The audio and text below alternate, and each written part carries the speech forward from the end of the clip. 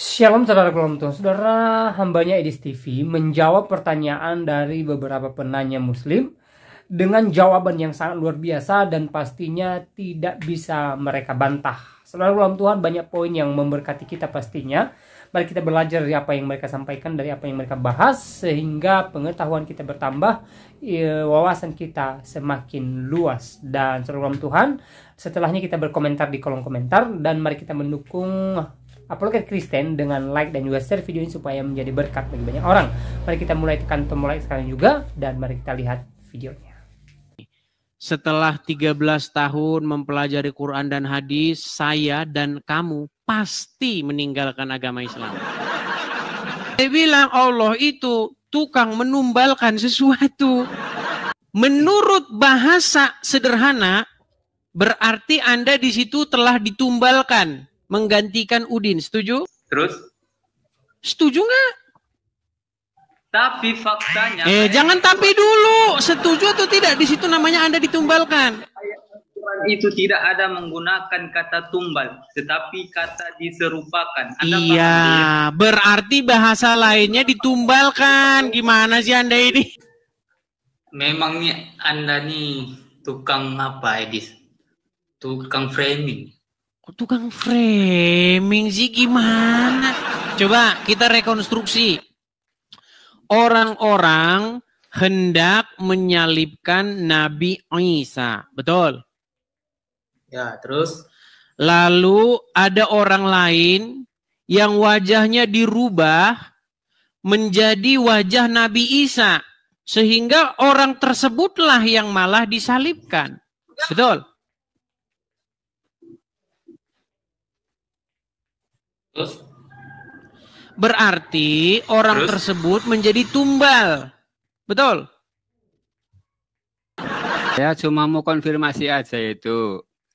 Yang Bang Edi selama ini pernah sampaikan mau terjun dari Monas itu betul apa tidak? Betul.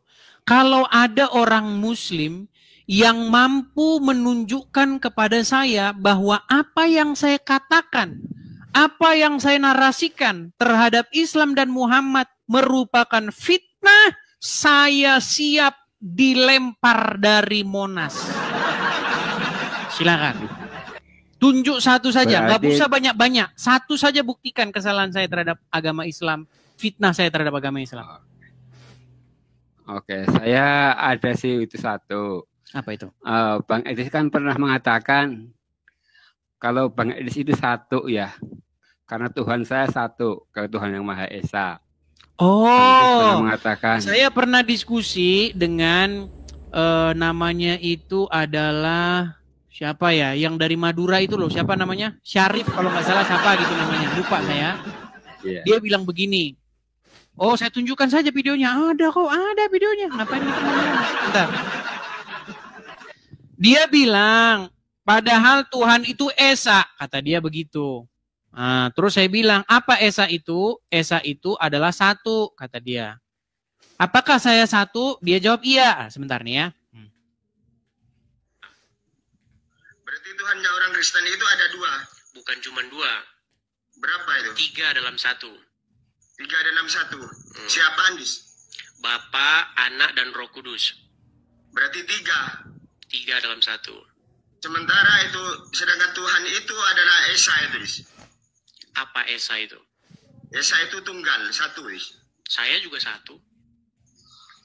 Terus, kemudian? Nih, denang dulu. Saya berapa? Edis. Edis ya satu. Berarti saya Esa enggak?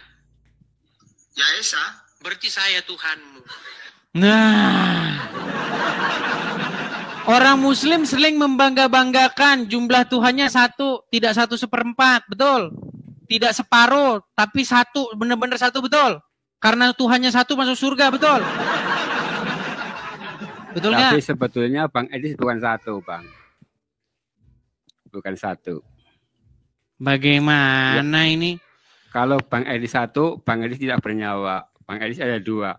Satu secara jasmani, satu secara rohani. Bukan, yang mau saya tanyakan kepada Anda. Allah itu kan satu. Iya, betul. Esa.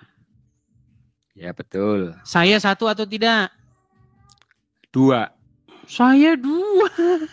2. 1 jasmani, 1 rohani. Ya, 2 yang makanya. menjadi 1. Oke lah. Ya, apa yang mau Anda utarakan? Silakan. Ya, itu bantahan saya salah satunya itu. Bahwa Bang Edis bukan 1 melainkan 2. Jasmani Oke. dan rohani. Kalau begitu 2 yang Allah menjadi juga 1. 2. Oh tidak, kalau 1. Baik. Ada Al-Quran di situ? Qul huwallahu ahad. Sebentar, ada Al-Quran di situ? Saya tidak ada Al-Quran. Tidak punya Al-Quran, pantesan masih percaya. Tapi saya hafal. Qul huwallahu ahad. Oke, Allah coba. 1. Apa bunyi Quran surat Maryam ayat yang ke-17? Abang bacakan saja, saya dengarkan tidak apa-apa. Baik, di dalam Quran surat Maryam ayat 17 atau 18 atau 19 antara itu ya.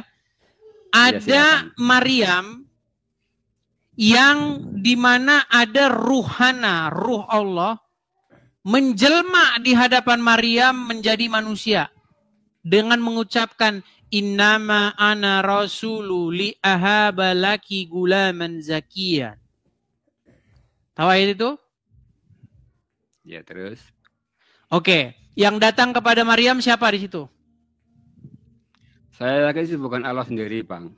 Itu wahyunya Yang datang Allah. ruhana, benar tidak? Ruhnya Allah, betul nggak? Allah itu Maha Satu. Jadi Allah itu adalah satu kesatuan dan satu. Balik lagi ke situ, jangan balik ke situ. Allah punya roh nggak? Allah jelas punya roh, tapi Punya Allah adalah satu roh. kesatuan. Oke. Allah punya roh. Anda tadi mengatakan saya punya roh, betul? Ya, tapi Abang punya jasad. Allah nggak punya jasad. Allah itu seperti. Oke, Apa kalau namanya, begitu saya jasadnya siapa itu yang datang kepada Maryam? Nah itu tidak tidak tahu. Ya, nggak tahu. Ada seseorang datang kepada Maryam, dia itu ruhnya Allah yang menjadi manusia. Ya terus. Nah, pertanyaan saya siapa itu? Ya itu bukan jasadnya Allah, insya Allah bukan. Ya, terus jasadnya siapa? Jasadnya siapa kalau begitu? Ya saya tidak tahu itu yang. Ya, kalau nggak tahu di bawah saja. Oke. Di bawah saja kalau tidak tahu gimana? Ya soalnya saya keyakinan saya adalah yaitu. Iya, tidak boleh dengan keyakinan, tidak boleh dengan nggak tahu, Pak Iksan. Oke, saya kasih masih satu kesempatan gini. Coba, Pak Iksan nonton saya sudah lama belum sih? Atau baru-baru saja? Sebetulnya lama. Dan Sudah saya berapa menganggap bulan? Ini beberapa bulan, sekitar 4 atau 5 bulan. 4 atau 5 bulan. Gini, Pak Iksan. Selama 4 atau 5 bulan itu, mungkin Pak Iksan nontonnya ya cuman scroll gitu aja atau lama. Paling nggak berapa menit nonton tempat saya? Lama. Saya pernah dari awal sampai selesai saya terus ikuti. Dari Pak awal Edis. sampai selesai. Yang saya heran, kenapa Iya, masih sampai Islam? jam 12 malam jam 1. Gimana? Anda pernah nonton saya dari A sampai akhir, kenapa masih Islam? Sungguh nekat yang nyata. Ya, karena saya mempelajari Islam dengan sebenar-benarnya. Oke, Insya Allah saya utuhnya saya pelajari Islam. baik. Selama saya bernarasi, membahas agama Islam, pernah nggak saya ucapkan fitnah terhadap agama Islam? Begini Bang Edis, fitnah menurut saya tidak. Cuman begini. Tidak. Secara etika, ya. Selamat, tidak jadi lompat dari Monas. Ya, cuma begini. Selamat, tidak jadi lompat dari Monas. Anda sudah mengatakan tidak fitnah loh, berarti saya nggak jadi lompat dari Monas. Gimana? Oke. Cuma begini Bang Edis, Gimana? ini saya punya ibarat ya. Mana itu? Mungkin itu adalah sisi yang lain daripada Islam. Seperti begini, misalkan saya ketemu orang buta, lalu saya tak olok-olok orang itu buta. Dia kira-kira marah nggak orang buta itu? Atau dia kakinya, maaf, dia kakinya pincang. Terus saya olok-olok, dia itu pincang. Kira-kira marah nggak? Seperti itu. Oh, Itu jadi etikanya umat begitu. baik, saya paham. Gini, misal ada orang, taruhlah orang tersebut misalnya pakai sendal jepit yang udah bulukan misalnya, seperti saya yang suka pakai sendal jepit yang udah bulukan, oke? Terus ada orang ini, sendal bulu kan, pakai sendal bulu kan. Iya. Kan? Mengatakan sesuatu yang fakta begitu ya. Iya. Nah, artinya mengejek atau kalau bahasa Belandanya meleseng-lesengi gitu ya. Nah, itu membuat orang tersebut marah nggak? Ya tergantung orangnya. Begitu. Kalau orangnya seperti saya, Edis, mau dikatain gimana pun ya bodo amat. Saya nggak marah. Ya. Karena yang dikatakan benar, emang sendal gue bulukan, yang memang bulukan. Nggak apa-apa, nggak masalah. Begitu. Selama yang dia katakan fakta nggak masalah. Nggak fakta saja saya nggak marah, apalagi yang fakta. Nah, terhadap Muhammad, saya mengatakan yang fakta memang, tetapi dalam tanda kutip dengan bahasa-bahasa yang sarkas sehingga membuat Muslim marah. Begitu ya Pak Wisan ya? Iya, itu dia. Oke, misalnya Muhammad nyuruh orang minum kencing hewan. Itu benar dan itu fakta. Kemudian saya gunakan bahasa itu sebagai meledek, begitu ya? Iya. Iya. Nah itu beda lagi Pak Ihsan. Yang saya mintakan kan buktikan bahwa saya memfitnah. Begitu. Ya, kalau dibilang fitnah tidak sepenuhnya, memang tidak. Tapi ya kalau menggunakan bahasa-bahasa yang dalam tanda kutip mengatakan fakta tapi pahit bagi orang Islam gitu ya. Ya, susah untuk diterima. Jadi kebanyakan mengundang emosi. Mengundang emosi. Kalau itu memang benar, itu saya akui itu benar. Tapi kan yang saya katakan fakta. Nah, makanya begini. Saya pernah bilang begini Pak Ihsan. Agama Islam itu, yang membuat agama Islam masih ada, itu undang-undang penistaan agama. Coba lihat di negara-negara mayoritas Islam. Ya, Pakistan, Afghanistan, kemudian apa lagi? Arab Saudi. Pokoknya semua negara-negara dengan mayoritas agama Islam selalu akan membuat undang-undang untuk melindungi Muhammad. Karena kalau nggak dilindungi, habis dalam pengertian begini. Saya pernah bilang, jika undang-undang penistaan agama itu dihapuskan dari negeri kita tercinta Indonesia ini, maka dalam waktu 15 tahun orang akan bebas ngomong tentang Muhammad. Karena udah nggak dilindungi lagi Muhammad oleh undang-undang. Ketika orang bebas ngomong tentang Muhammad, orang bebas bicara tentang agama Islam, nanti dalam jangka 15 tahun, yang menjadi orang Islam di Indonesia tinggal satu, namanya Yusuf PI. Iya, habis Bang. Karena apa? Karena orang sudah memiliki kebebasan untuk berbicara. Selama ini kan orang nggak berani Bang ngomong. Muhammad nikahin anak di bawah umur. Mana berani orang ngomong. Padahal itu benar. Itulah yang membuat agama Islam itu masih ada Bang. Dilindungi. Coba, ada nggak undang-undang penistaan supaya tidak menista Yesus? Nggak ada. Karena Yesus tidak akan mungkin bisa dinista. Coba tunjukkan satu saja hal-hal yang membuat Yesus ternista. Perbuatan apa yang sehingga orang Islam akan mengolok-olok Yesus? Nggak ada selain daripada fitnah. Iya, tidak ada. Saya sudah memberikan tantangan kepada orang Muslim. Tunjuk satu hal yang bisa kamu olok-olok dari Yesus.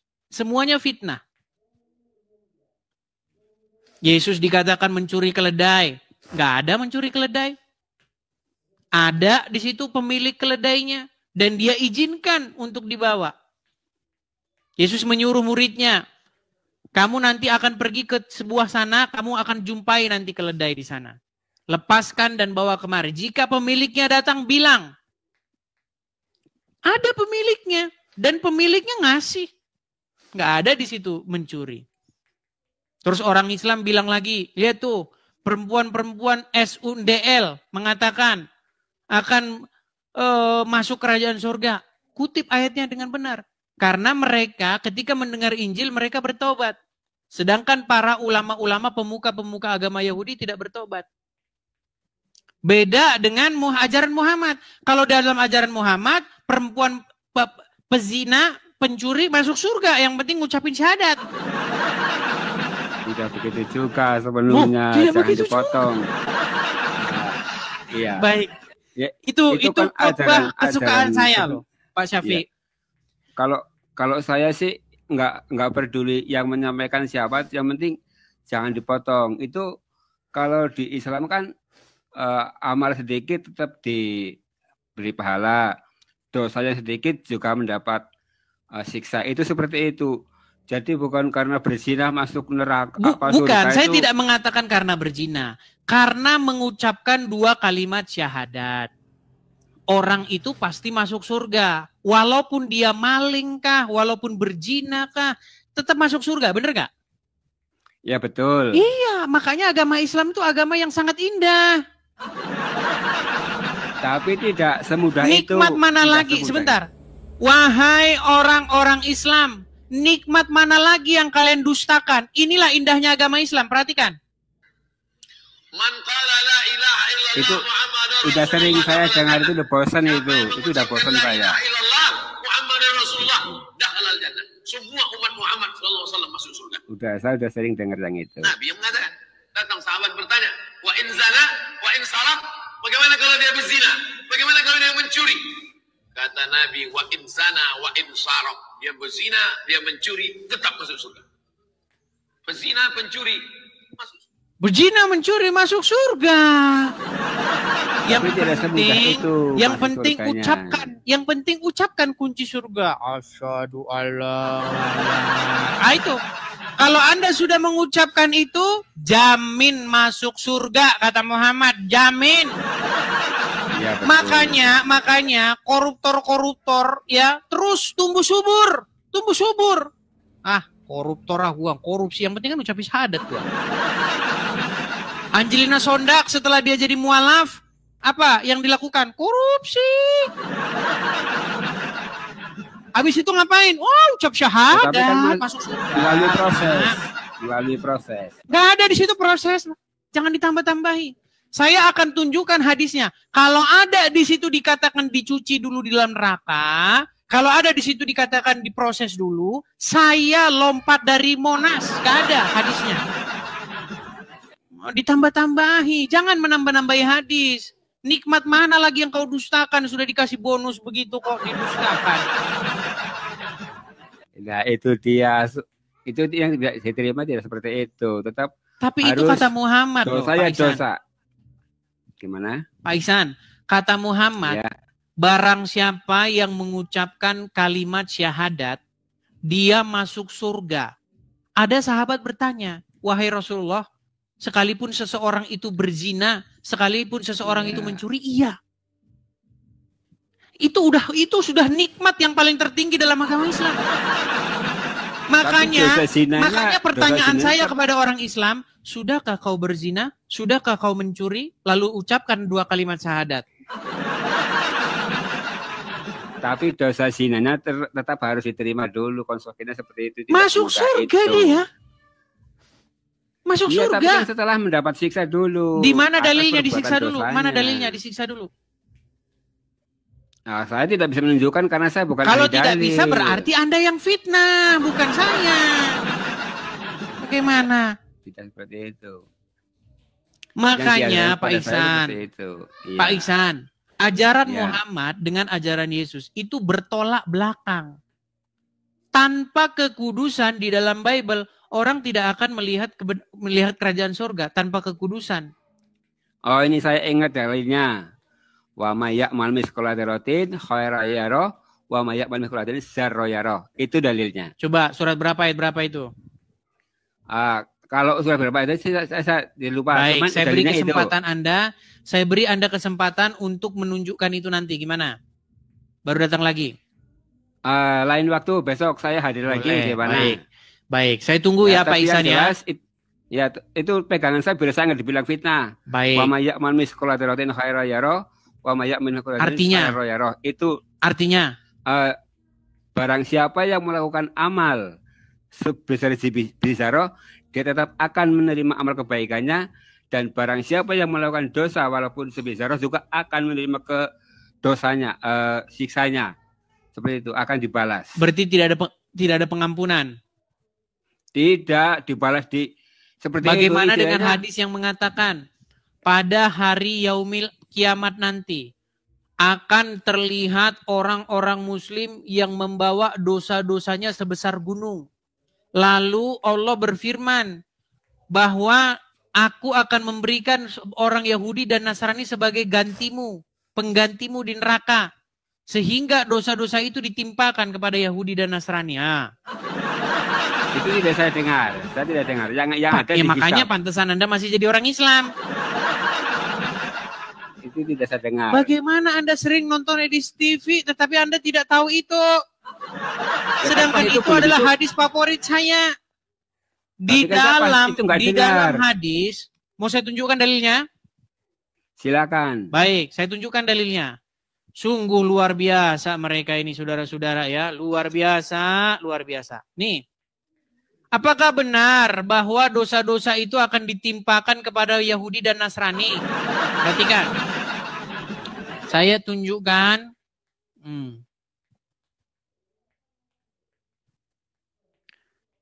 Saya tunjukkan ya teman-teman ya. Adanya hadis tentang dosa akan ditanggung oleh Yahudi dan Nasrani. Saya tunjukkan ya hadisnya ya. Sabar. Kita akan tunjukkan hadisnya. Sebentar ya. Saya balikkan dulu kamera saya ya. Bagaimana mungkin Anda sering nonton Edis TV tapi tidak tahu hadis ini? Perhatikan. Kelihatan ya? Ya. Ini hadisnya. Sahih Muslim 4969. Oke. Nih, terjemahannya. Telah menceritakan kepada kami Abu Bakar bin Abu Syaibah. Telah menceritakan kami dan seterusnya dan seterusnya. Rasulullah bersabda, pada hari kiamat kelak, Allah Subhanahu wa Ta'ala akan menyerahkan seorang Yahudi ataupun seorang Nasrani kepada setiap orang Muslim. Kemudian Allah Subhanahu wa Ta'ala berkata, inilah penebusmu dari siksa api neraka. Nah, jadi kalau orang Muslim yang berbuat dosa, tenang, tenang. Nanti dosanya ditebus oleh Yahudi dan Nasrani. Orang Muslim yang bikin dosa, Edis TV yang nanggung. Tenang. Angelina Sondak yang korupsi, Edis TV yang nanggung. Tenang. Betul. Itu saya baru tahu itu. Makanya Anda masih Islam. Jika Anda sudah tahu dari dulu, Anda tidak mungkin lagi akan Islam lagi. Sungguh nekat yang nyata. Inilah keyakinan saya, insya Allah. Ya kalau hanya sekedar keyakinan mah ya ngapain Pak Ihsan? Saya yakin ya mau gimana? Kita di sini nggak bahas keyakinan. Kalau kita bahas keyakinan, kita nanti debat kusir. Kita di sini bukan bahas keyakinan, kita di sini membahas bagaimana logika kita akan kita gunakan, bagaimana akal kita, ya, bagaimana kita mendiskusikan ini secara logis. Coba, kalau Anda berbuat dosa, Anda berzina, Anda mencuri, siapa yang menjadi penebus Anda nanti dari siksa api neraka? Saya sendiri. Salah, nggak percaya dengan Muhammad. Iya, ya, tadi yang dikatakan sendiri. dalam hadis siapa yang menjadi penebusmu? Itu saya nggak percaya hadis itu intinya. Makanya benar omongan saya. Saya nggak percaya. Jikalau seseorang sungguh-sungguh mempelajari hadis, jikalau seseorang sungguh-sungguh mendedikasikan waktunya untuk belajar hadis, maka orang tersebut akan melemparkan hadis tersebut ke tong sampah. Betul? Ya kalau yang nggak benar ya betul. Kalau yang benar ya dipakai. Berarti sebagian hadis Tapi isinya yang jelas, bohong. Sebagian hadis ya, berarti betul. isinya bohong. Betul. Oke, sebagian bohong, sebagian benar. Betul. Oke, kenapa giliran bikin rugi, kenapa giliran bikin Islam bangkrut langsung dibilang bohong? Kurang tahu saya. Bang Edis pernah nggak? Artinya ya suka-suka Anda saja. Ya, kalau saya tetap Al-Quran yang utama. jadi pegangan. Al-Quran Soalnya kalau pun, hadis- kalau Anda, oke, gini. Mana kitab yang lebih lengkap? Mana kitab yang lebih menjelaskan? Mana kitab yang memberi petunjuk? Quran atau hadis? Al-Quran. Baik. Bagaimana tata cara sholat menurut Al-Quran? Diawali dengan berwudu. Oke. Benar nggak ada kayak begini dalam sholat, dalam Al-Quran? Ada nggak? Itu takbir. Takbiratul Ya, ihram. ada nggak disuruh kayak begini dalam Quran? Dalam tuntunan, yang ada dalam tuntunan. Tadi barusan saya katakan, yang lengkap Quran atau hadis? Al-Quran. Oke, dalam Al-Quran gimana tata cara sholat? Tapi kan bukan berarti semuanya hanya dalam Al-Quran. Nah, Saya kan tidak bilang semua hadis mulai salah. dia kan? Mulai. Pak Ihsan, Anda percaya dengan Al-Quran? Insya Allah saya percaya. Di dalam Al-Quran, surat An-Nahl ayat yang 89, bahwasanya Quran menjelaskan segala sesuatu. Anda percaya dengan ayat itu? Insya Allah percaya. Oke, coba jelaskan kepada saya, menurut Al-Quran, bagaimana tata cara sholat? Itu dalam tuntunan, bukan dalam Al-Quran. Berarti yang menjelaskan tata cara sholat, Quran atau hadis? Hadis. Mana ya kitab yang lebih jelas, Quran atau hadis? Al-Quran cuman, Nah, hadis juga gimana? tidak semuanya salah. Ternyata ini gimana? Bang Edis. Pak hadis Ihsan, itu kan ada saya yang ulangi sahih, sedikit lagi nih. ada Ini yang kita tidak gunakan sahih. logika kita. Menurut Quran, Oke. kitab yang lengkap, kitab yang memberi penjelasan, kitab yang sempurna adalah Al-Quran sendiri, betul? Ya betul. Tetapi bagaimana tata cara sholat dijelaskan dalam Quran atau hadis? Dalam hal hadis. Tuntunan. Berarti kitab yang memberi penjelasan Quran atau hadis? Hadis tuntunan. Iya. Tapi kan saya tidak bilang kalau semuanya hadisnya salah. Berarti ayat Quran yang mengatakan Quran adalah kitab yang memberi penjelasan, berarti ayat itu bohong, betul? Tidak juga. Gimana sih? Gimana Tidak nih orang juga. ini? Masa Quran berbohong? Quran bilang bahwa dirinya menjelaskan segala sesuatu, betul? Ya betul. Cuman Tetapi kan kenapa Al-Quran Quran dan tidak hadis menjelaskan tata berdampingan. cara sholat? Karena ada dalam hadis. Kok karena berarti Quran bilang bahwa dirinya menjelaskan segala sesuatu berarti bohong, betul? Ya dilengkapi oleh hadis lah. Oke, berarti Quran tidak lengkap. Ya lengkap sudah. Tapi kan secara rinci adalah hadis juga.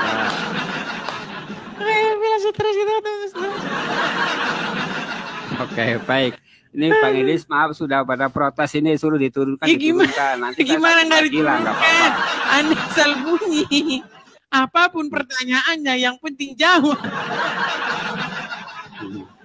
Oke lah Pak Ihsan. Oke. Saya berharap. Sebentar, saya mau itu dulu. Gini sebentar. Yang penting Gimana? pada intinya saya cukup menyukai karena dengan adanya itu saya kan jadi lebih belajar lagi tentang agama. Cuma insya Allah tidak akan satu malam saya akhirnya besok menjadi Kristen, tidak mungkin. Kan Ya. sering ngomong kalau Tahu saya nggak belajar penyebabnya, agama Pak Islam Ihsan? lebih dalam saya akan menjadi. Oke. Ya silakan. Apa penyebabnya? Begini. Karena Pak Ihsan pertama membohongi diri sendiri. Kalau orang mau membohongi dirinya sendiri, sampai kapanpun dia tidak akan mau menerima kebenaran. Contoh. Ya Bu. Quran mengklaim bahwa dirinya adalah kitab yang lengkap, sempurna, menjelaskan segala sesuatu. Tetapi ketika orang Islam ditanya, wahai kaum muslimin, kenapa kalau sholat tangannya begini? Coba, buka Quran, yang katanya kitab menjelaskan segala sesuatu. Nggak tahu, Quran nggak tahu. Kenapa orang Muslim kalau sholat tangannya begini? Biar ngapa ini tangannya begini? Kenapa nggak begini? Kenapa harus begini? Ya, itu tuntunan lah. Bukan Itu masalah tuntunan tuntunan kami enggak. seperti Quran itu. menjelaskan segala sesuatu kan? Iya. Coba jelaskan menurut itu, kitab yang menjelaskan segala sesuatu itu. Apa maksudnya kok begini? Ya nanti kita sambung lagi besok. Itu yang penting itu dalam Besok. hadis. Itu tuntunan. Itu ya. Baik Pak Ihsan, baik. Terima kasih Pak Ihsan Ya, sudah mending begini mampir ke aja. Edis TV. Iya. Besok Saya kita juga terima lanjutkan kasih, kembali. terima kasih. Sama-sama Ya. Pak Ihsan. Ah, Sama-sama, Pak Ihsan. Besok siapa tahu kita bisa naik lagi biar bisa sering mengasah Saya sebenarnya ilmu. sangat rindu mendengar kabar dari Pak Ihsan. Besok ngomongnya, Edis, betul bahwa setelah saya pelajari agama Islam ini, saya ingin meninggalkannya. Kata-kata itu yang saya rindukan. Baik. Tidak mungkin. Baik. Jangan Ya tidak- sekarang Anda bilang tidak mungkin, tapi besok kan belum tahu. Tidak akan. Oh ya, saya gini Bang Edis. Apa Saya lagi? mau kirim salam buat kaum muslimin. Assalamualaikum. Dan buat kaum non-muslim, selamat malam. Sampai jumpa lagi. Berarti betul ya, tidak boleh mengucapkan salam kepada orang non-muslim kan? Oke, saya hanya untuk kaum muslimin saja. Assalamualaikum Iya, warahmatullahi benar. wabarakatuh. Orang muslim tidak boleh mengucapkan salam kepada non-muslim, betul? Oke, tidak masalah. Iya, tidak betul. Karena memang itu ajaran Islam memang begitu. Makanya agama Islam itu udah saya bilang bertentangan dengan Pancasila. Bener nggak? Ada nggak persatuan Indonesia? Ada nggak persatuan Indonesia? Bunyi sila. Ya, sila Nah. ketiga. Artinya apa? Orang Indonesia harus bersatu, betul? Ya, betul. Menurut agama Islam, bisakah agama Islam bersatu dengan non-muslim? Ya, insya Allah pasti bisa lah. Bisa dari Ya. mana? Mengucapkan salam aja nggak boleh. Mengucapkan salam saja nggak boleh. Mau bersatu dari mana? Ya, Bang, jangan salam Pak kan tidak Ihsan. harus assalamualaikum. Pak Ihsan, Iya. apa sih arti salam? Ya, Apa sih arti salam? salam mengucapkan salam kesejahteraan. Untuk Iya. salam kesejahteraan. Oke. Bolehkah itu Ya. diucapkan oleh orang Jadi kan Islam mengucap- kepada non? Mengucap salam kan tidak harus assalamualaikum. Iya, bolehkah itu diucapkan kepada non-muslim? Boleh kalau tidak menggunakan bahasa Arab. Mungkin seperti itu. Kalau Jadi tidak kan saya menggunakan ucapkan bahasa Arab, selamat malam. mengawur lagi nih. MUI, Kalau assalamualaikum, MUI sudah mengeluarkan fatwa haram mengucapkan salam lintas agama, betul? Itu saya kurang tahu, terus terang. Makanya Anda banyak nggak tahunya Pak Ihsan. Oke lah, di bawah sudah teriak-teriak itu. Pak Ihsan, Ya, itu. Gini. Kasihan. saya bilang Ya. begini, Ya. tolong organisasi-organisasi Muslim. Saya sudah bilang, kelompok-kelompok Islam bilang sama mereka, sampaikan, kalau ada statement saya yang tidak benar tentang agama Islam, bikin laporan ke Mabes Polri, udah dibilang. Saya bilang begini, menurut ajaran agama Islam atau menurut Muhammad, apa yang tertulis dalam Quran dan hadis, itu bertentangan dengan prinsip-prinsip dasar negara kita. Makanya saya bilang, agama Islam sesuai dengan gini saja, bahasanya sederhana. Agama Islam bertentangan dengan dasar negara kita. Makanya sesuai dengan dasar negara kita, Undang-Undang Dasar 1945 dan Pancasila, agama Islam itu harus dibubarkan. Lu iya. Tidak begitu juga. Loh, sekarang saya tanya, Gitu. apa lambang negara kita? Bhinneka Tunggal Ika. Bukan, lambang negara kita itu Pancasila. Burung Garuda, burung Garuda. Ah, dasar negara kita Pancasila, lambang negara kita itu burung Garuda atau Bhinneka Tunggal Ika. Ya. Nah, sekarang saya tanya kepada Anda. Menurut Muhammad, boleh tidak membuat gambar atau patung makhluk hidup? Itu ajaran Islam yang sudah beda lagi itu kelasnya itu. Berarti Anda ngarang. Bahkan menurut Muhammad, lambang negara kita itu harus dirubah. Bukan Pak, nggak boleh burung Garuda. Karena menurut Muhammad itu musyrik, syirik.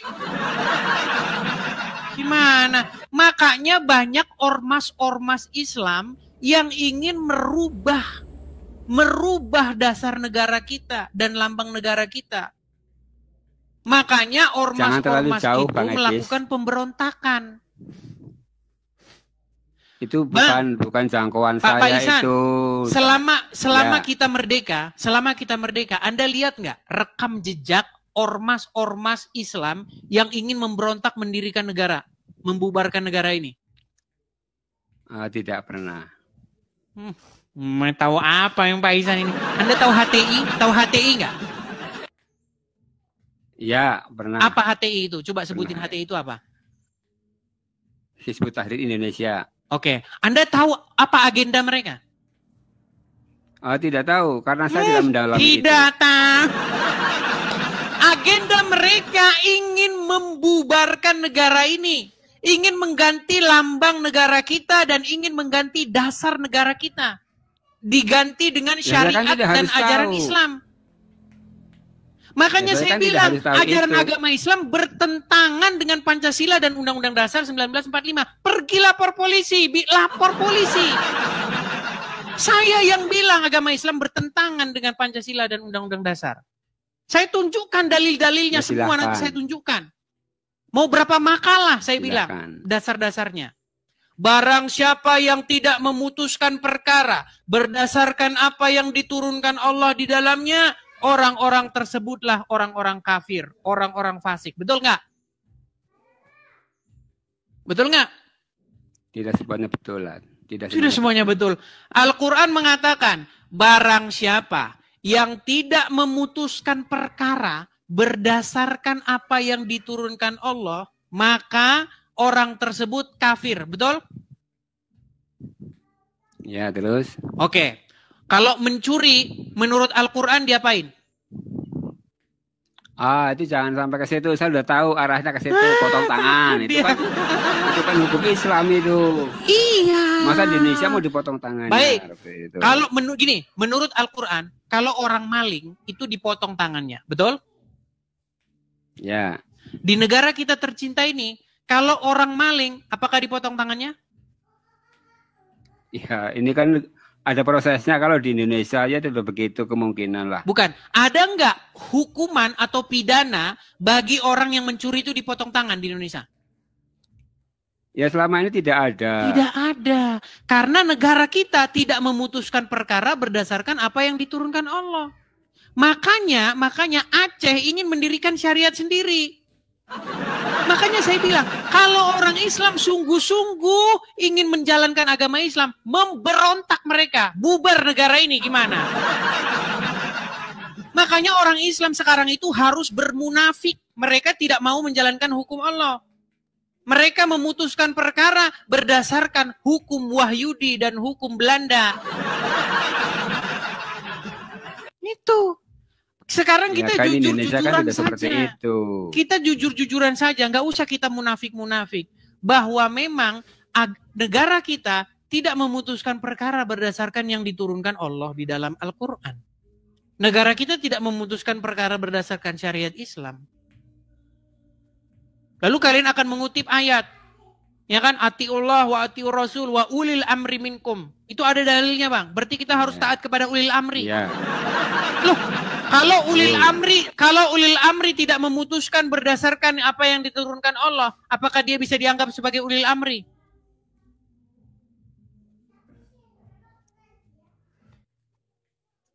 Ya adanya seperti ini kita nikmati saja. Tidak bisa, gimana? Saya sudah bilang kepada kalian, kita janganlah bermunafik terus. Sampai kapan kita mau munafik-munafikan? Gitu loh. Yeah. Saya yang bilang bahwa agama Islam bertentangan dengan Pancasila dan Undang-Undang Dasar 1945. Menurut Undang-Undang 1945, salah satu pasal di dalamnya, setiap orang bebas memeluk agama masing-masing dan menjalankan agama masing-masing, betul? Ya, betul. Tapi menurut agama Islam apakah bebas? Kalau orang keluar dari agama Islam, apa yang harus dilakukan? Menurut hukum Islam. Ya tidak. Ya saya tahu arahnya mau kemana, tapi kan tidak seperti Berarti itu juga bertentangan lah. nggak agama Islam dengan undang-undang? Ya ini kan negara bineka yang bersamaan. Bukan. Masa Kita nggak mau bahas seperti negara itu? kita negara apa. Benarkah agama Islam bertentangan dengan Undang-Undang Dasar 1945? Oh itu bukan ranah saya itu. Bukan Saya ranah nggak ke situ saya. penegaraannya. Iya, saya nggak berhak bicara Karena seperti mereka tidak itu. berani. Sekalipun yang saya katakan benar, tapi tetap saja saya akan dipenjarakan. Walaupun benar yang saya ucapkan. Iya. Gitu. Jadi Ya, kalau ya untuk silakan, membuktikan katakan saya saja. salah nggak mungkin. Tapi kalau untuk memenjarakan saya, mereka akan cari daya upaya. Tapi untuk membuktikan ucapan saya salah, tiada mungkin mereka sanggup. Nggak mungkin. Oke gitu ya Pak Ihsan ya. Oke, sehat-sehat selalu Bang Edis. Amin. Mudah-mudahan Anda juga sehat-sehat selalu Pak Ihsan. Dan segera Terima Anda kasih. meninggalkan agama Islam. Oh, jangan, tidak akan, Oke. tidak akan. Baik, saya turunkan. Selamat malam Pak Ihsan ya. Setelah 13 tahun mempelajari Quran dan hadis, saya dan kamu pasti meninggalkan agama Islam. Saya bilang Allah itu tukang menumbalkan sesuatu. Menurut bahasa sederhana, berarti Anda di situ telah ditumbalkan, menggantikan Udin. Setuju? Terus? Setuju nggak? Tapi faktanya... Jangan tapi dulu. Setuju atau tidak? Di situ namanya Anda ditumbalkan. Quran itu tidak ada menggunakan kata tumbal, tetapi kata diserupakan. Anda Iya, paham? berarti bahasa lainnya ditumbalkan. Gimana sih Anda ini? Memangnya Anda nih tukang apa, Edis? Tukang framing. Tukang framing sih gimana? Coba kita rekonstruksi. Orang-orang hendak menyalibkan Nabi Isa. Betul? Ya, terus? Lalu ada orang lain yang wajahnya dirubah menjadi wajah Nabi Isa. Sehingga orang tersebutlah yang malah disalibkan. Betul? Terus? Berarti orang Terus? tersebut menjadi tumbal. Betul? Betul. Ada nggak di dalam ayat Al-Quran tersebut dikatakan di situ bahwa Allah menumbalkan orang lain? Ada nggak? Ya sudah. Ada nggak Allah dikatakan menyerupakan orang lain? Sehingga itu digantikan oleh Diserupakan dia. ada, tapi tidak ada kata-kata tumbal itu tidak ada. Jangan Anda membodohi orang lain. Ya Dis. sudah. Baik. Baik. Saya buat Anda Apa yang perumpamaan. Saya buat perumpamaan. Orang ingin menikahkan. Anda itu harus nyambung. Baik, baik. Orang atau regu tembak, ya, para penembak mati ingin menembak misalnya Udin, kan? Lalu tiba-tiba Muhammad ini, nama Anda ini Mahathir Muhammad, berubah wajahnya jadi wajah Udin. Lalu Anda lah yang diseret. Anda diseret, lalu Anda ditembak mati. Sedangkan Udinnya malah lepas. Menurut bahasa sederhana, berarti Anda di situ telah ditumbalkan, menggantikan Udin. Setuju? Terus? Setuju nggak? Tapi faktanya... Jangan tapi dulu. Setuju atau tidak? Di situ namanya Anda ditumbalkan.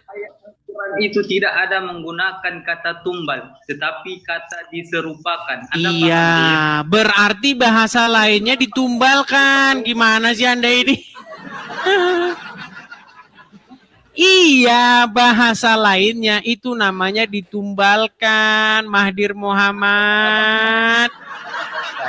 Tidak ada bahasa lain itu ditumbalkan. Ya udah, misalnya sekarang begini. Misalnya begini. Dengar dulu. Dengar dulu. Misalnya kamu jalan di lampu merah. Itu ada tulisan S, terus ada tanda centang begitu. Artinya dilarang berhenti atau dilarang stop. Tapi tulisannya cuma S begitu. Benar nggak itu artinya dilarang berhenti? Terus? Benar nggak artinya dilarang berhenti? Terus kenapa? Mana tulisannya dilarang berhenti di situ? Nggak ada. Di situ cuma S doang. S dicoret, cuma gitu doang. Nggak nyambung. Nah perubahannya. itu kamu makanya botol. Udah kamu di bawah dulu. Nggak nyambung. Udah kamu di bawah. Botol seperti kamu diajak bicara. Jadi para penonton, sahabat-sahabatku ya, kalian sudah mengerti bagaimana orang Islam mereka akan ngeles. Iya. Mentang-mentang bahasanya tidak ditulis ditumbalkan bukan berarti tidak ditumbalkan. Gimana? Coba Anda nanti ada tulisan merah begini kan, terus ada garis begitu. Ngomong sama polisi, Anda salah masuk jalan. Gak ada Pak tulisannya dilarang masuk Pak, gak ada. Ini cuma ada gambar begini doang, gak ada tulisannya dilarang masuk, gak ada. Iya, itu artinya dilarang masuk. Enggak Pak, gak ada tertulis Pak. Jadi memang teman-teman begitulah akal orang-orang Islam. Kita mengajak untuk membahasakan dengan bahasa-bahasa yang sama sekalipun tidak tertulis demikian. Jangan susah diajak jujur. Itu artinya Allah menumbalkan orang lain. Orang yang nggak tahu apa-apa, nggak ada sebab musababnya, malah dia yang disalibkan coba. Makanya saya bilang Allah itu tukang menumbalkan sesuatu. Setelah 13 tahun mempelajari Quran dan hadis, saya dan kamu pasti meninggalkan agama Islam.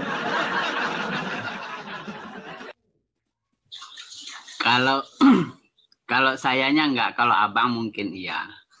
Karena andanya nggak pernah mempelajari agama Islam. Coba ayo kita simpulkan ya. Kita akan simpulkan bahwa Allah itu seorang penipu ulung. Ya. Dan itu ada ayatnya itu. Allah itu adalah sang pembuat tipu daya. Allah itu. Baik. Kita lanjutkan yang tadi ya. Kan orang-orang hendak menyalibkan Isa, betul? Ya, lanjut. Lalu ada orang lain yang bukan Isa, wajahnya diserupakan menjadi wajahnya Isa, betul? Informasinya begitu, lanjut. Anda percaya nggak dengan informasi itu? Enggak. Nah, terus gimana dong? Terus gimana informasi yang benar? Gimana? Ini, Gimana? tadi aku kan udah nyimak bang. Jadi sampai aku baca nih, ini. Saya perhatikan, ya. Jadi dari tadi saya perhatikan, ternyata di sini bukan tentang seseorang, tapi merupakan ini, tentang ini nih. Rasulullah itu artinya utusan Allah. Jadi soal penyalipan di sini bukan tentang manusianya, tetapi tentang ajaran. Jadi semacam ajaran yang di copy paste lalu direvisi gitu bang. Ini gimana ini teman-teman, nyambung Iya. nggak teman? Coba Iya, bang, ini. sebentar bang, saya mau tanya, itu surat berapa bang? An-Nisa 157. Oke, An-Nisa 157. Coba abang cek di situ biar saya bacakan. Wa qaulihim, betul? Tar. Ya benar. Wa qaulihim inna qatalnal masih, betul? Ya benar. Isa bin Maryam, betul? Betul. Lanjutannya Rasulullah. Ya. Terus Wama qataluhu dan mereka tidak Wama. membunuhnya. Ini eksekusi kalau Iya, saya lihat, Bang. membunuh. Semacam Bang. kayak oke lah dibunuh nggak apa-apa lah, Iya. dimatikan, dihilangkan. Iya, Oke. dimatikan begitu. Wama qataluhu, mereka tidak membunuhnya. Wama salabuhu, dan juga mereka tidak menyalibnya, betul? Iya, benar. Walakin, akan tetapi Subihalahu. syubihalahu, Diserupakan. melainkan yang diserupakan, betul? Ya, di kopi, di kopi. Oke, jadi mereka tidak membunuh Isa dan juga tidak menyalib Isa, betul?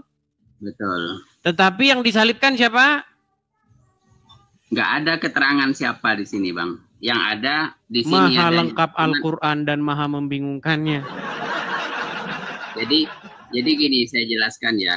Silakan. Al-Quran kan Abang tahu tidak ada dalam bahasa Indonesia. Jadi kebanyakan yang dipahami orang adalah tafsiran. Jadi aku nggak percaya dengan kebanyakan tafsiran Quran. Kenapa? Karena nggak sesuai dengan kalimat teks aslinya. Jadi di sini kan nampak seolah-olah kalau mengikut tafsiran ya. Jadi macam begini nih. Bang Edis yang diselamatkan lalu aku ditumbalkan, kan begitu. Kalau mengikut tafsiran. Sebentar. Barusan Anda katakan Anda tidak setuju dengan tafsiran. Kebanyakan begitu ya. Oke, tetapi kebanyakan bunyi tafsirannya adalah ada orang lain, kemudian diserupakan orang lain itu menjadi Isa dan dialah yang disalibkan. Nah, ya, tadi saya sudah berbicara dengan 2 atau 3 orang muslim, saya katakan berarti menurut jika demikian itu, maka Allah menumbalkan orang lain, betul? Betul. Betul. Dan jika memang itu benar, bahwa Allah membuat orang lain menjadi Isa dan dia disalibkan, maka orang-orang telah tertipu, betul? Jika Allah menumbalkan, betul. Oke, telah tertipu. Sehingga menurut pemahaman yang demikian itu, Allah tiada lain adalah penipu umat manusia, betul? Jika itu dipercaya, betul. Iya. Tetapi Anda sebagai muslim nih, Anda sebagai muslim, Anda tidak percaya itu? Enggak. Makanya saya bilang tadi kan, setelah 13 tahun mempelajari Quran, Anda pasti akan meninggalkannya. Terima kasih teman-teman. Yang tidak saya percaya tafsirnya ya. Yang tidak saya percaya itu tafsirnya. Emang pengertiannya gimana kalau tidak demikian? Gini. Gimana? Kebanyakan orang Islam, terutama yang awam, mereka mengikuti hasil tafsir, bukan mengikuti kalimat aslinya. Paham nggak, Bang? Oke, kalimat aslinya maknanya bagaimana? Wama qataluhu. Mereka tidak menyalibkan dia, menyalibkan Isa, membunuh Isa.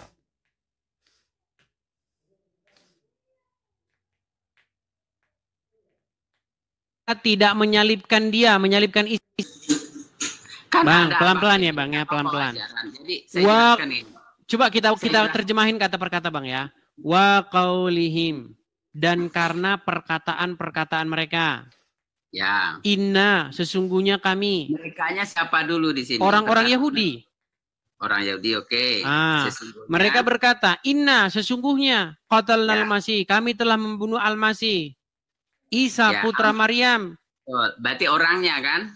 Orangnya nih. Oke, Isa bin Maryam berarti orangnya. Oke, lanjut. Lalu disangkal oleh Allah. Wa ma qataluhu. Betul? Belum. Isa bin Maryam berarti bicara tentang orang. Tetapi Rasulullah ini bicara tentang ajaran yang dibawa oleh orang itu. Waduh, makin berat. Jadi ada orang, ada ajarannya. Sebentar, saya naikkan dulu satu orang muslim kalau begitu, Bang. Ini jadi, bukan ini dia bicara 2 hal, Bang. Berbicara orang sebagai manusia dan berbicara tentang ajaran yang dibawa orang itu. Gitu. Saya jadi makin pening nih, teman-teman. Ya, karena Abang nggak paham. Jadi Abang mengira ini adalah orang. Paham. Saya mumet, Bang. Coba kita kasih naik ada Ling. Halo Ling. Ya, assalamualaikum. Ya, Ling, silakan nyalakan kamera. Alhamdulillah aku munggah, aku rek takon. Nah. Ya, Ling, saya mau tanya dulu, muslim kah Ling? Aku muslim. Muslim tapi namanya Ling. Oke lah. Jadi begini. Bapakku keturunan ini, jadinya. Bapak keturunan Chinese? Ya. Oke, tapi wajahnya kok tidak ada Chinese-Chinese-nya. Jawa. Oke lah, baik. Gini Kak Lingling, kita tadi ini membahas mengenai surat An-Nisa ayat 157. Dan saya rasa itu sudah cukup familiar di tengah-tengah orang muslim. Bahwa sosok Isa yang kata orang Islam adalah Yesus, itu tidak disalibkan. Tetapi yang disalibkan itu adalah orang lain yang wajahnya dibuat menjadi wajahnya Isa atau Yesus. Dan dialah yang disalibkan. Coba selama Anda jadi muslim, Anda percaya itu enggak? Aku orang Islam aja nggak bisa ngaji. Bullshit dah. Makanya saya bilang teman-teman kan, memang teman-teman.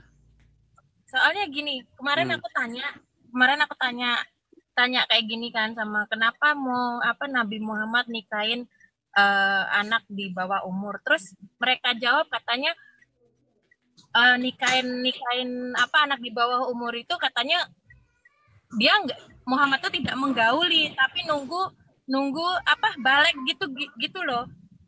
Tidak, yang benar itu Muhammad menikahi di umur 6 atau 7 tahun dan menggauli di umur 9 tahun.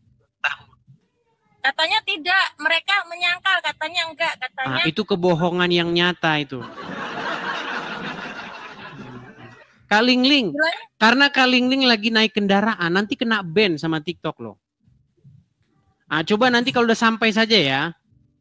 Oke. Kalau udah sampai naik lagi Kak Lingling. Saya turunkan sebentar. Nanti akun Anda saya kasihan sama akun Anda nanti di ban sama TikTok.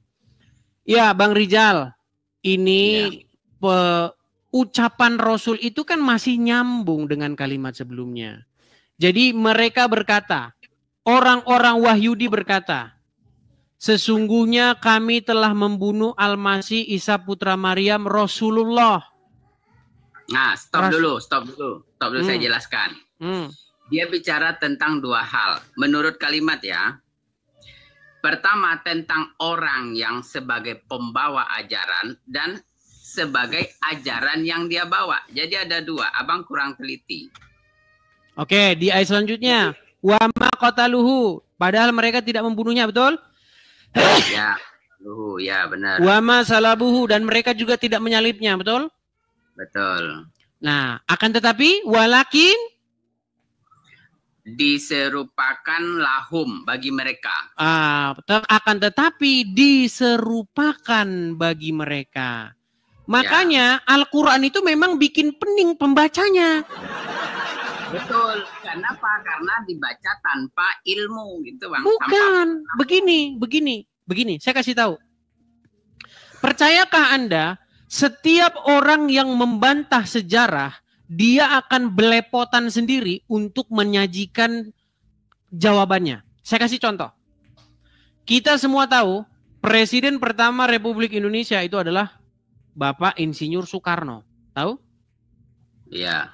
Bayangkan, ada orang Uruguay 700 tahun setelah peristiwa menyangkal peristiwa itu.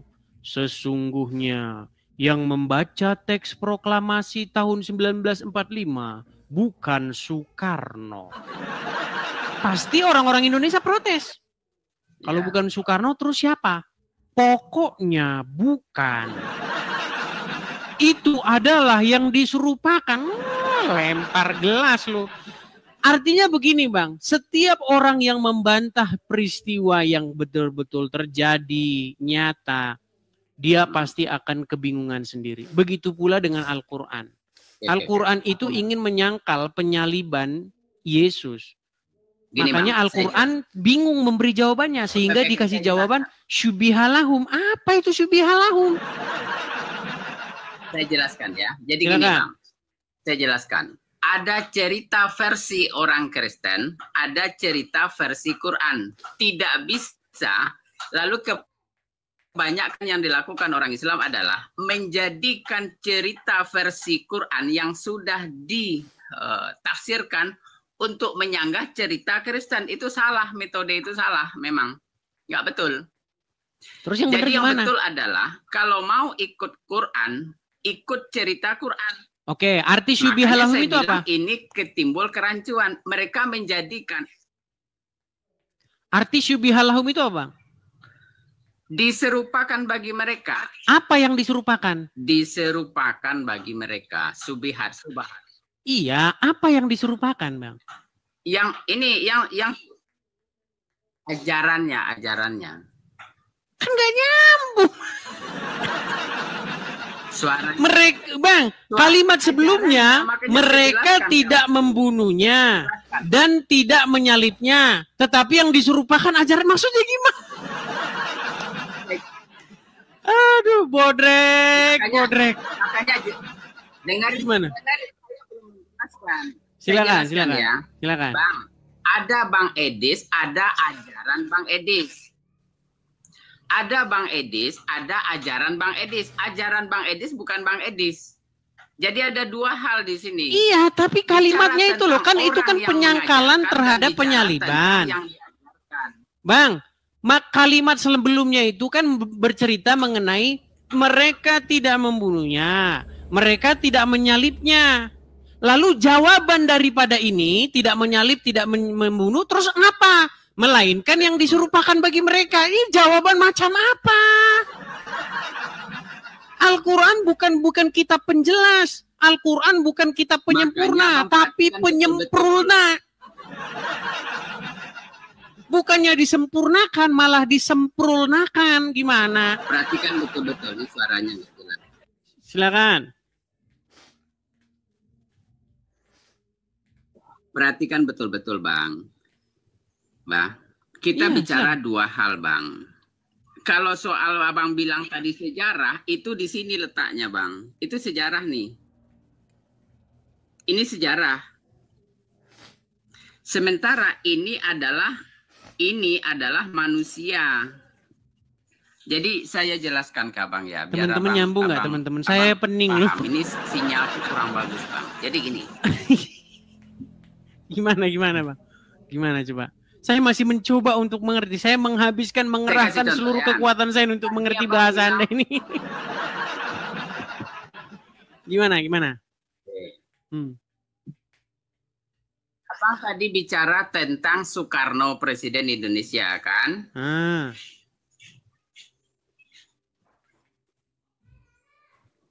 Itu tentang orang. Sementara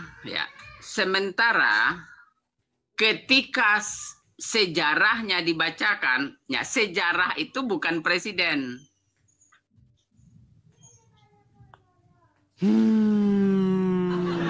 Bang, nanti saya lanjutin lagi. Abang kayaknya perlu mandi dulu dah. Bang, saya sarankan Abang mandi dulu biar seger. Guyur dulu air sebanyak-banyaknya di kepala, Bang. Habis itu naik lagi.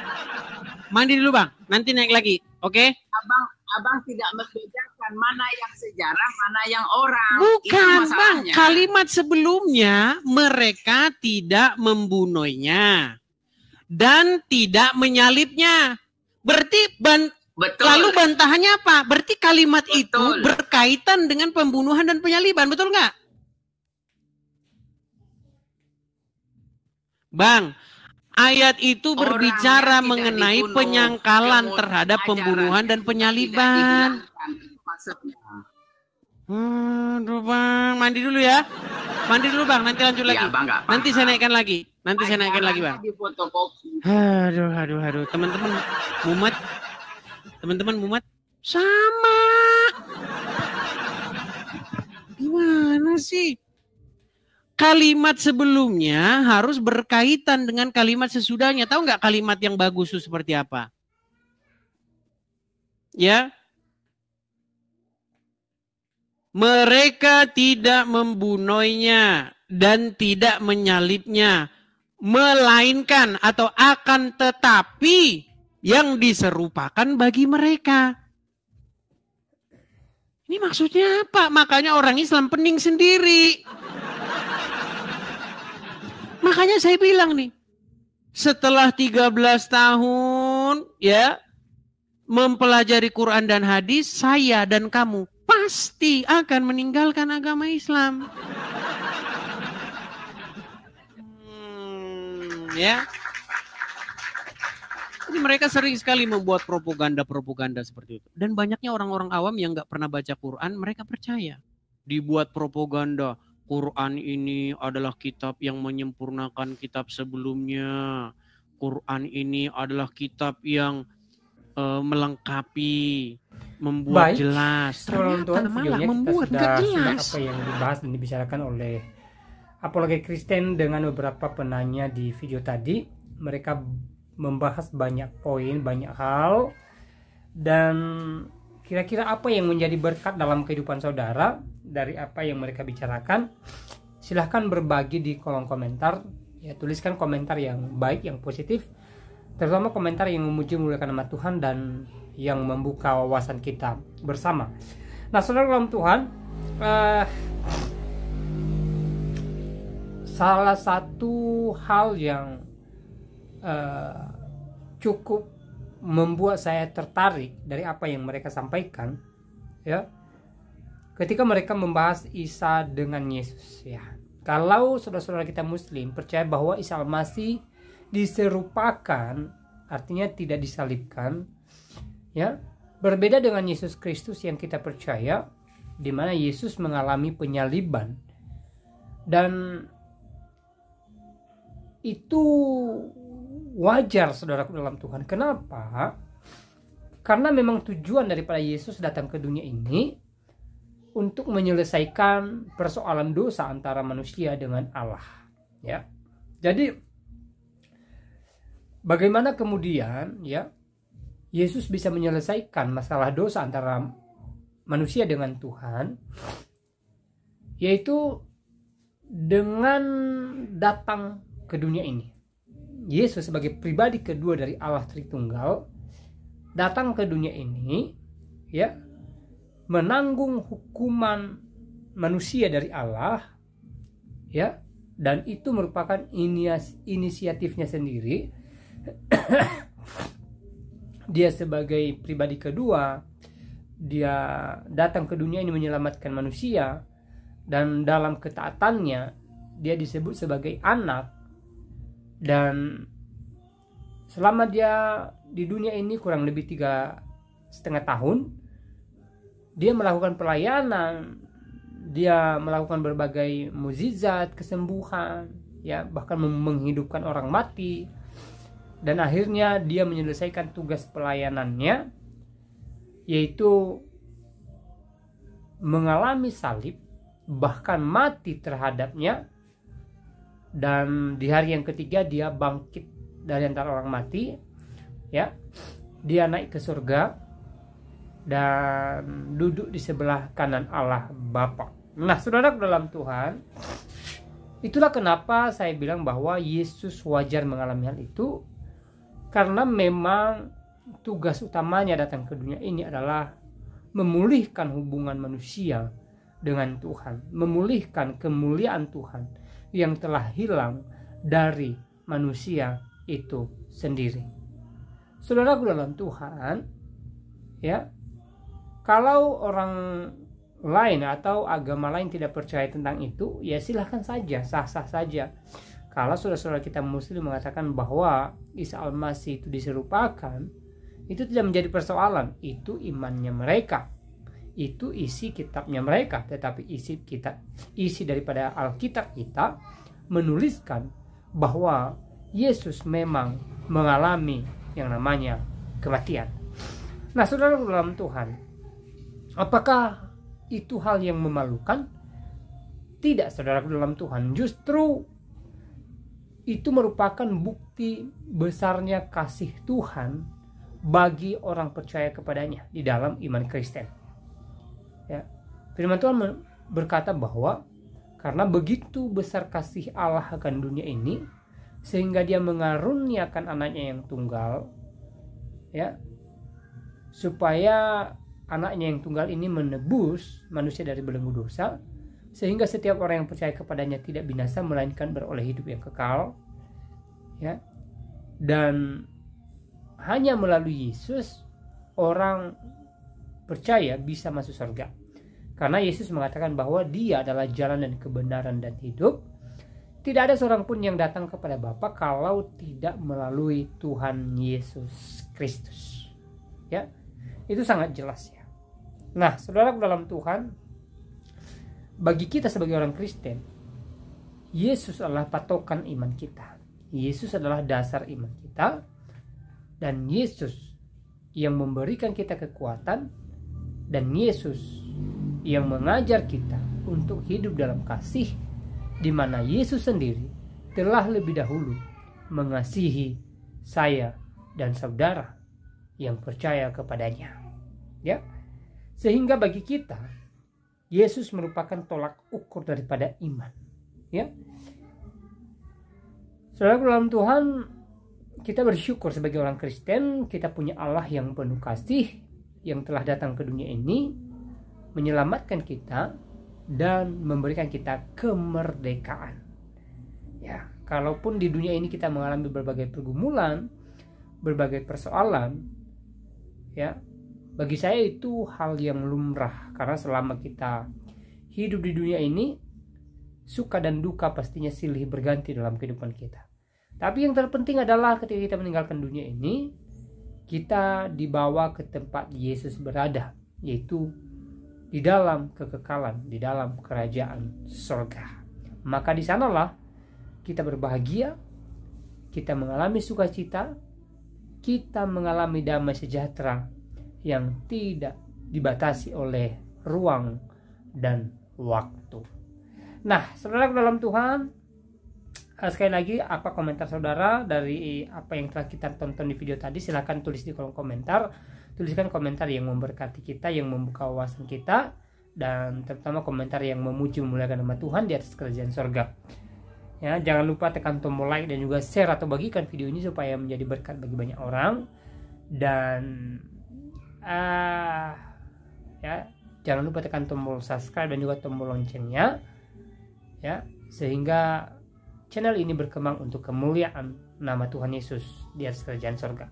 Saudara dalam Tuhan, saya tidak terlalu panjang lebar menyampaikan pesan video ini. Semoga video ini memberkati kita, menguatkan iman kita, dan Tuhan Yesus Kristus memberkati kita di saat ini sampai selama-lamanya.